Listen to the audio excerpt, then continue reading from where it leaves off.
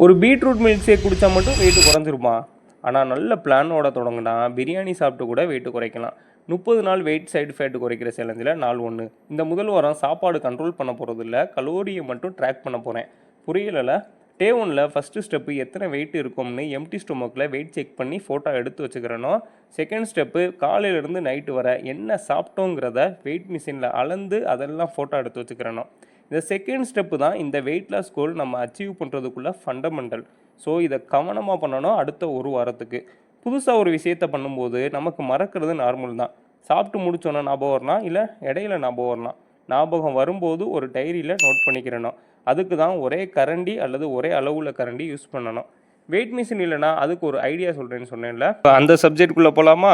Body weight check பண்ண பக்கத்தில் உள்ள நமக்கு தெரிஞ்ச ஹாஸ்பிட்டலில் செக் பண்ணிவிட்டு, சாப்பாடு வெயிட் செக் பண்ண ஒரே சைஸ் உள்ள 2 எம்டி டப்பா எடுத்து, ஒன்றில் ஒரு கரண்டி ஃபுல்லாக ரைஸ் எடுத்து ஒரு டப்பாவில் போட்டு மூடி காசு எடுத்துக்கிட்டு பக்கத்தில் உள்ள மளிகை கடையில் ஒரு ஜாமான் வாங்கிட்டு அப்படியே கேஷுவலாக பேச்சை போட்டு அங்கே இருக்கிற வெயிட் மிஷினில் டப்பா வச்சு எத்தனை கிராம்னு நோட் பண்ணிவிட்டு, அடுத்ததாக எம்டி டப்பாவை எத்தனை கிராம் வெயிட் வருதோ அதை ஃபஸ்ட்டு டப்பாவோட மைனஸ் பண்ணிட்டா நமக்கு சரியான எடை தெரிஞ்சிடும்.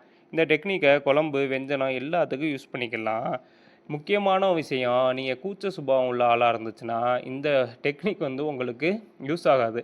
அதனால் வெயிட் மிஷினே வாங்கிக்கோங்க. இந்த டெக்னிக்கை யூஸ் பண்ணுறவங்க எந்த கரண்டியில் அளந்தீங்களோ அந்த கரண்டியை தான் கடைசி வரையும் யூஸ் பண்ணணும், இந்த சேலஞ்சு முடிகிற வரை. அதே மாதிரி ஒரு கரண்டியோட அளவு எத்தனைன்னு நம்மளுக்கு தெரிஞ்சு போச்சு.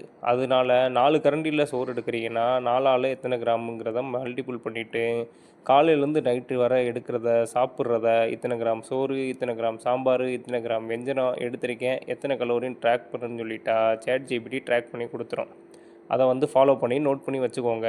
நாளைக்கு டே 2ல் சந்திக்கலாம். நாளைக்கு டே 2ல் என்ன சொல்ல போகிறேன்னா, வாக்கிங் போகிறது சேஃப்டியான இடம் இல்லைன்னு நினச்சிங்கன்னா அதுக்கு ஒரு டெக்னிக் சொல்கிறேன்.